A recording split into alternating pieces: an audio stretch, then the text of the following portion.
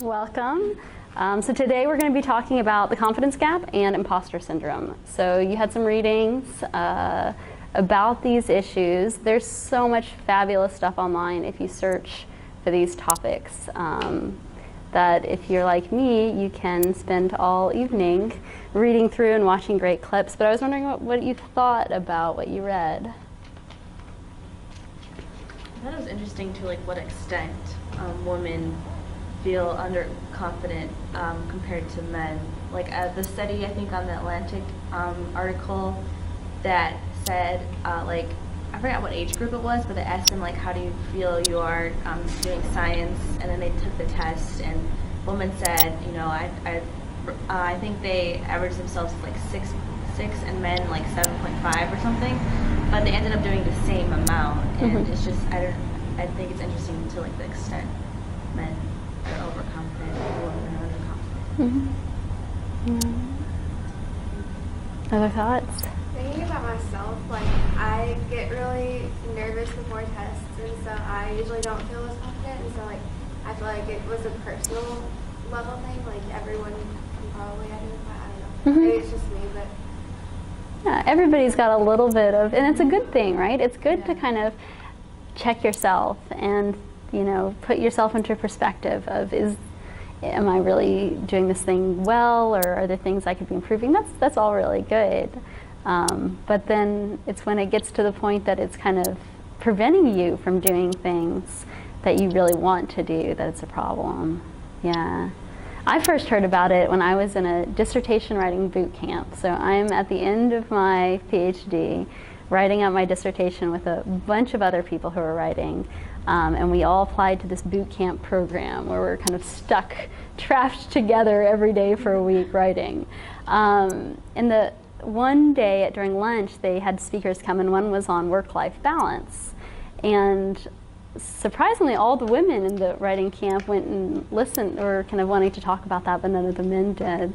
And pretty much one of the first things that came up was, everyone feeling that they were never going to do this, they couldn't do this, they didn't know about what they were writing about. And these are all, women who are in the final stages of their PhD. They know a lot, they're experts in their field about something, but kind of all were sharing that. And our facilitator was like, have you all heard of imposter syndrome?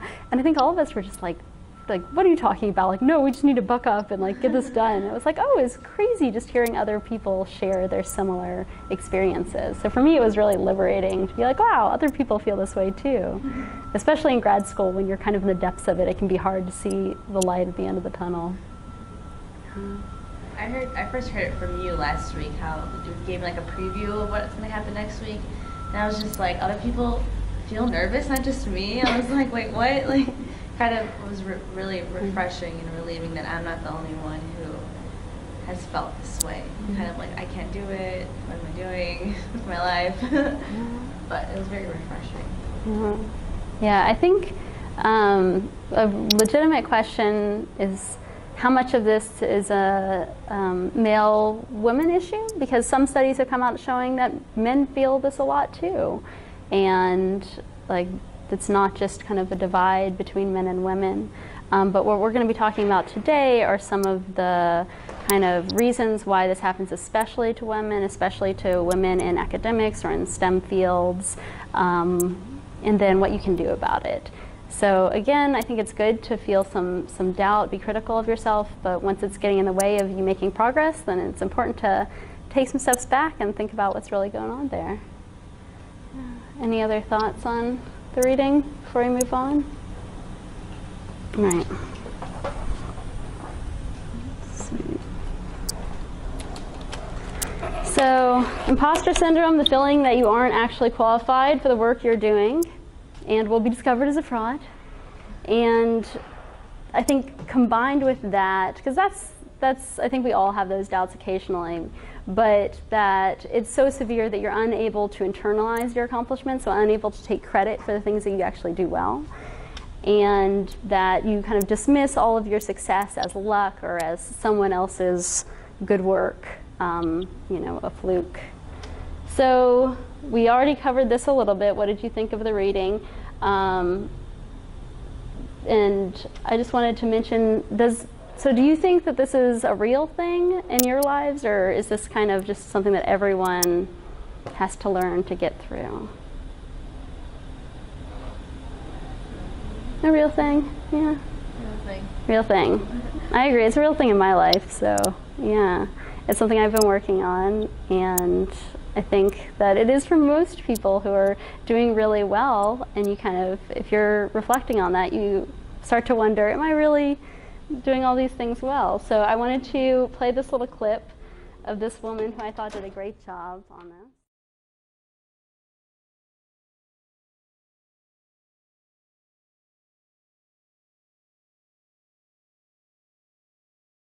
Is it surprising, so this is a woman who's like really successful in her career, is an awesome coder. Is it surprising to you that she would feel this way? Yeah. Yeah. Do you ever think that your faculty might have the same self-doubts that you do, and that they can't kind of accomplish all the things on their checklist? Huh? No? Yeah, I see some. I see. I also feel like I'm the only one a lot of times, so I don't feel like other people. I guess it's you forget how other people. Especially professors, I feel like they've been doing it for so long, and I just feel like they're perfect at it, but I guess everyone does feel this way. Yeah, a little bit. Yeah, but I think it's especially common when there are certain qualities about kind of the community that you're working in, or the atmosphere that you're working in, that can make you more likely to feel that way, or can kind of make you feel more comfortable. Yeah. So what do you think? Why does imposter syndrome happen?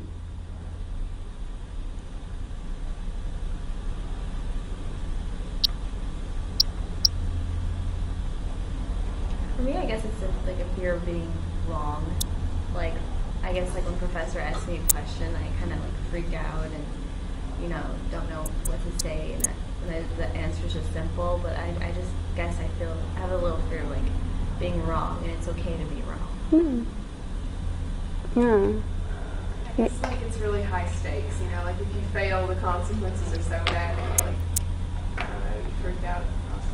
Yeah, and you're over kind of your mind is being a jerk and overgeneralizing that it's this huge deal, like that one question in class will everyone will know that you don't know the answer to it. Yeah, definitely. Any other thoughts?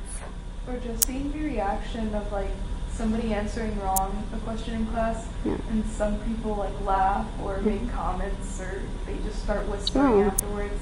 That just makes you really self-conscious about ever answering a question and getting it wrong. Yeah, and I think the more kind of empathetic you are as a person, the more when you see someone answer it wrong, you kind of feel that the tug on your heartstrings about that, for sure.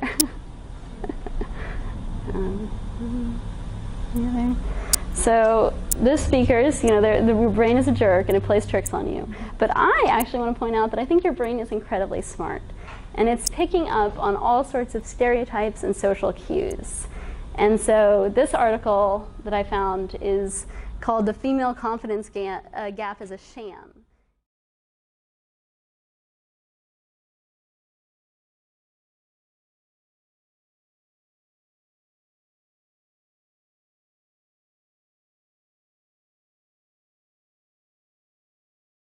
And the subtitle being that women's lack of confidence could just be a keen understanding of just how little society values them. And so in addition to kind of, sometimes your brain plays with your mind a little bit and your emotions, there's the fact that there's many stereotypes of women, and especially of kind of who scientists are, and those don't necessarily overlap with the stereotypes of women. There's a lack of visible role models. So I don't know if you saw this. This was on BuzzFeed recently, but it's if male scientists were written about as female scientists Twitter campaign. And so this is one for Darwin. A devout husband and father, Darwin balanced his family duties with the study of specimens he brought from his travels. And so as silly as that is, you know, the fact that these little micro messages that you're receiving as a woman with kind of how women are talked about, I think is really important. And that your classmates, teachers, coworkers tend to rate women lower. So even as I think, Brittany, I think you said earlier, maybe it was Elizabeth, talking about how women might feel that they're doing worse, but they're actually doing just as well. This is a couple studies showing that in this study, when students were asked to rank who the best student in their class was, even though it was usually a mix of men and women, they pretty much always ranked men highest. The green are the men. So in each of these classrooms, you can see that men were always rated highest. And outspoken is these little blurbs. So you can see outspoken men who probably think that they're doing everything perfectly are the ones that other people kind of reinforce that they're doing everything right. And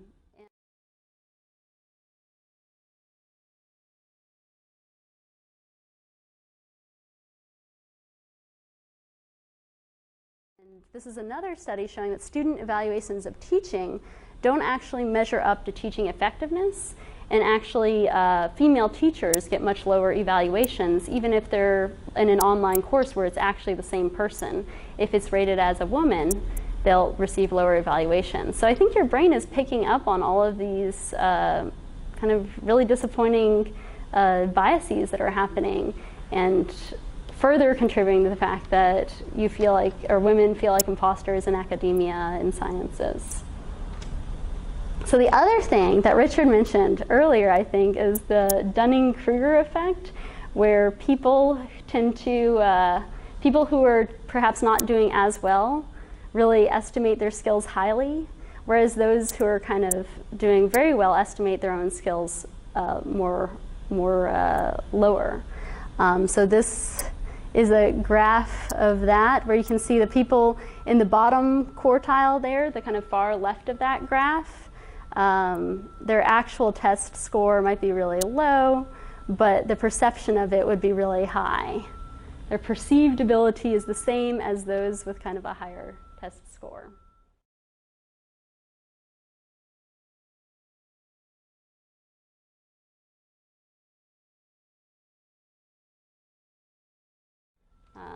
So those are some of the things that I think are also contributing to it, kind of above and beyond the general level of self-doubt that anyone could feel. And I think that it's especially prevalent if you choose to take an academic path or a path where your career becomes a really focal point of your personality. So if you, a lot of professors, scientists tend to view themselves as, you know, my career is an extension of who I am, or a big part of that, then it can be really easy to kind of do that overgeneralization thing that you mentioned, where something kind of minor for your career means huge things for you personally. Or at least it seems like that in your head. So what are some things that you think you could do when you start to feel that way, or in the past, if you've felt that, what's helped you kind of pull out of it, or start to shift the way you're thinking?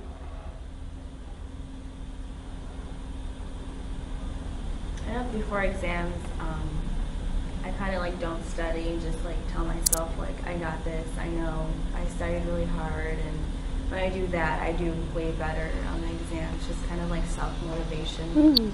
And this is like right before the exam, I'm assuming. I'm sure you study before the exam, but like right before it, yeah, giving yourself some of those positive affirmations that you got this, build up your confidence. Yeah? I do it. I just give myself a little, take at least 1 hour before the exam to not study. Nice, nice. I like that. I'm gonna have to use that too. Sometimes I psych myself up for big talks that way too. You know, right before them, I'm like, oh, I love giving talks, even if I'm not feeling it. It's like, oh, I can't wait to be in front of the room with like 100 people that I don't know talking about this thing. It's gonna be so great. And it's amazing that it actually works, you know, because people tell you like you just have to like think positive, and yeah, sometimes it actually works. Yeah. How about any other things that have worked well?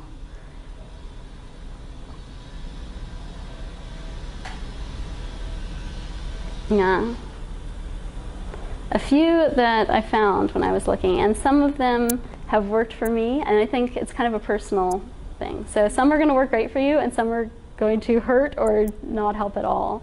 But here's a list that I found online, and we can talk a little bit about some of them.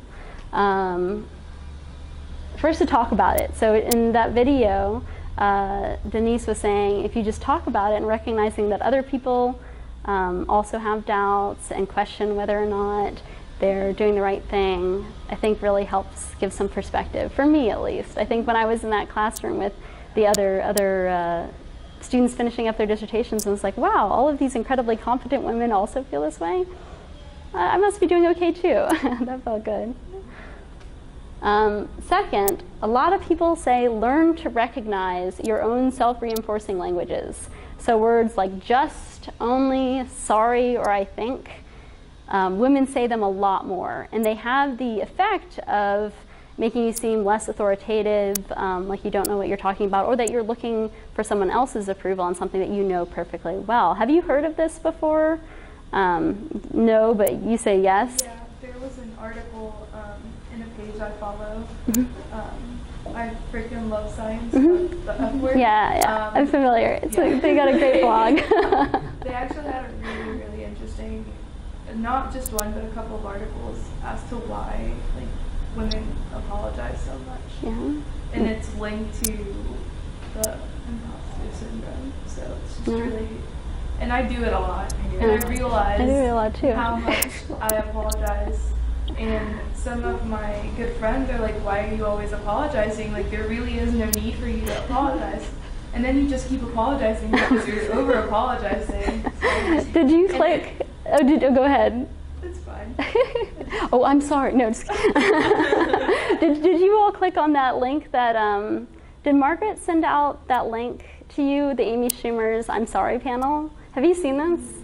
No. Okay, I'm going to show a tiny little clip because I think, yeah, and it really well captures some of the things that we're talking about.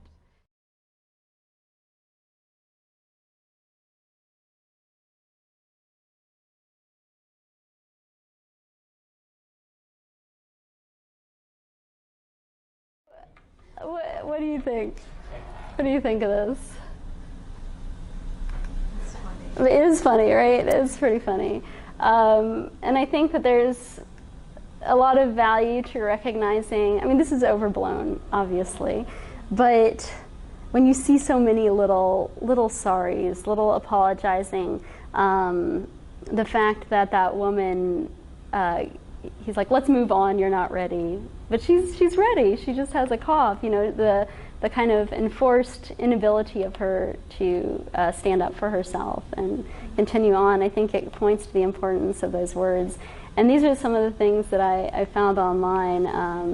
I found that there's a new Gmail app to kind of highlight when you use those words in your emails. It'll underline them as if they're misspelled to help you highlight how frequently you used words like